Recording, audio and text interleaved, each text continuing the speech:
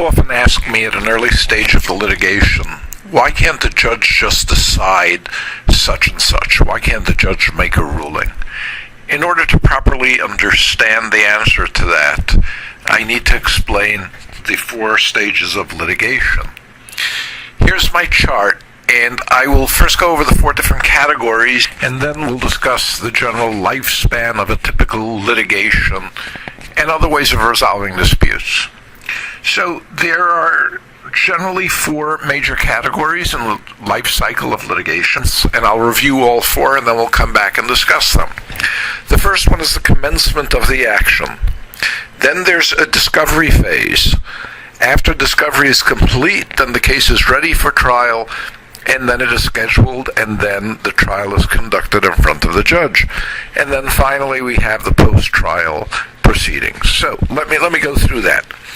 The action is commenced with a summons and complaint or summons with notice. It's a relatively simple document that needs to be filed in court and served by the plaintiff on the defendant. The defendant then has to answer. In the answer, the defendant can make counterclaims, and then the plaintiff would put in a reply.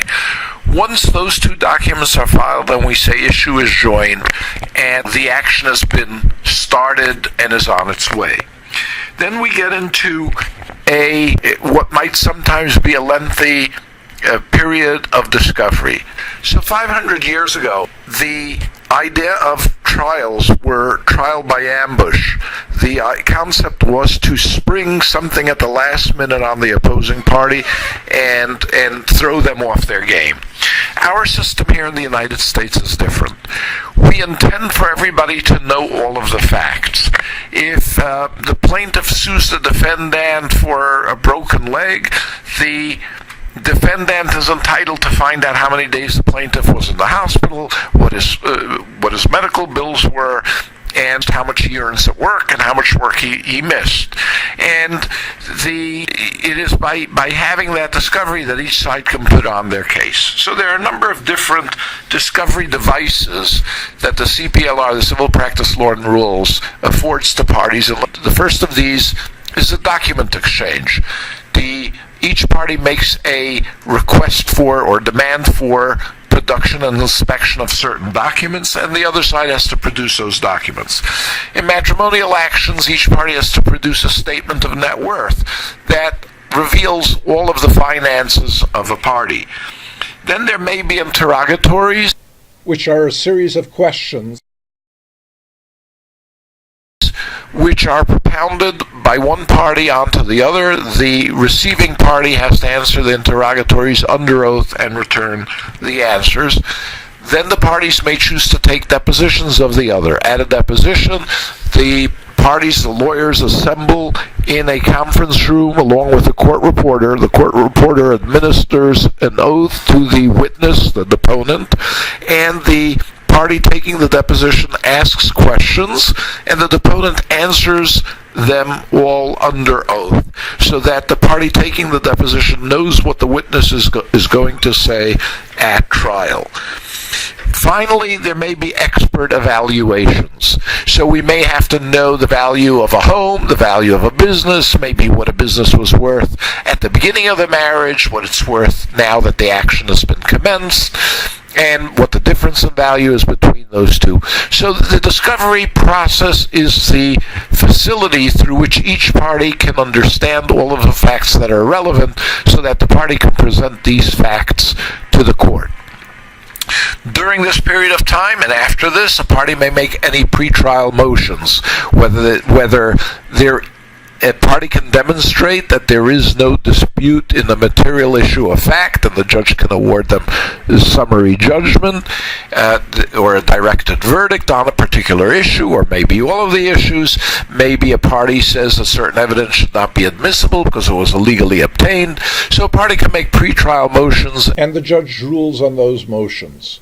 When discovery is entirely complete, when everybody has received all of the information that they need in order to present the case fully and fairly to the court for resolution, and remember, in matrimonial actions, cases are tried to just a judge, not a jury. A party has to file what is known as a note of issue and certificate of readiness, in which he certifies that all discovery that had to be done has been made, every party has what they need, the case is ready for trial, and now the judge can put this on the trial docket.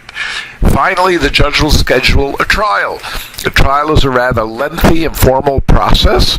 The party comes in, the plaintiff, being the plaintiff, goes first, the plaintiff calls the first witness, and the plaintiff's attorney will ask the witness in what we know as direct examination. Because when you question your own witness, that is known as direct examination. When you question an adverse witness, that is known as cross-examination, to tell the points that this witness has to make to the court. When the plaintiff's lawyer is finished asking all the direct examination questions, then the defendant's lawyer can get up and examine the witness in what is known as cross-examination, and there are different rules for direct examination and cross-examination.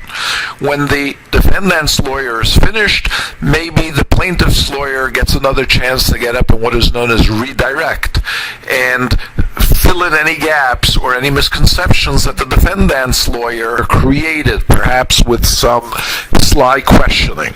And of course, if he raises any new issues, then the defendant gets to recross, and so on until that's done. The plaintiff calls their next witness, again subject to cross-examination by the other side, calls additional witnesses, as many as is appropriate, and each one is cross-examined. When the plaintiff has finished presenting their own case, then the defendant gets to call their witnesses and put them on.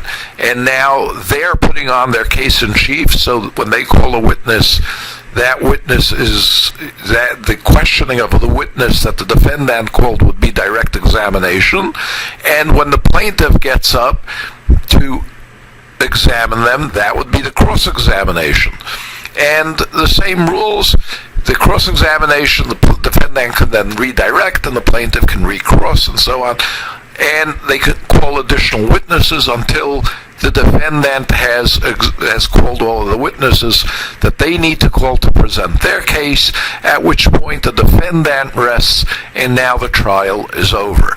So the trial can take several days or weeks or months, depending on how much time the court can allocate to it, depending on how complicated the issues are and how many witnesses need to be called to present the required elements. The lawyers can either make closing arguments in court, or they may submit post-trial memoranda in which they outline their case.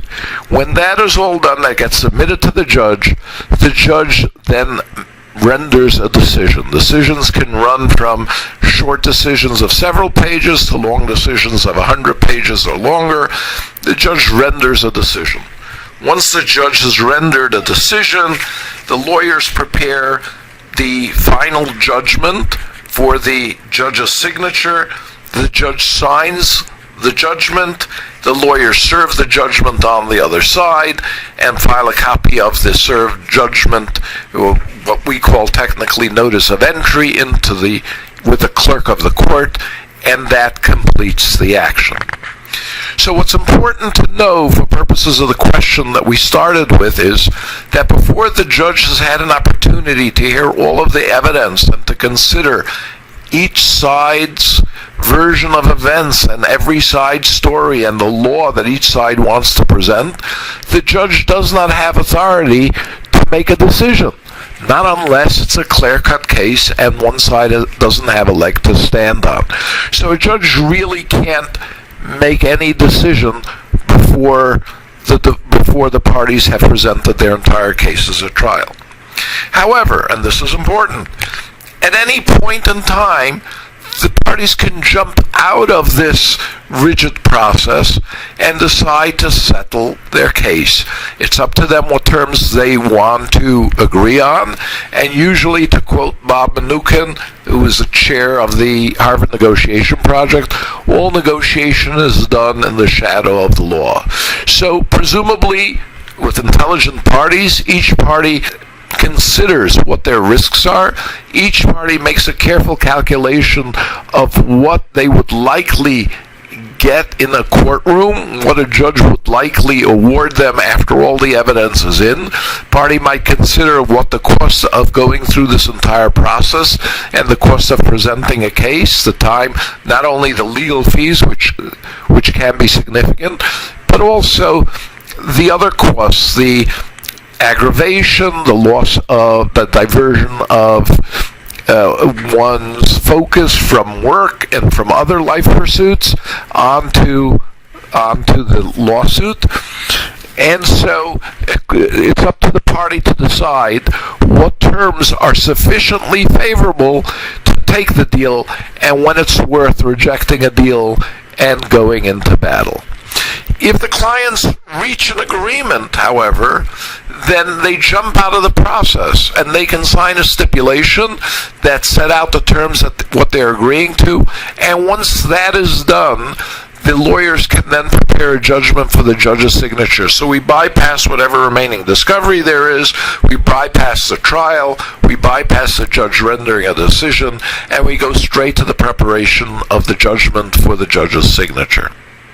So those are the stages of litigation and why judges can't make a decision before the parties have presented their entire cases. We hope you found this video helpful and informative.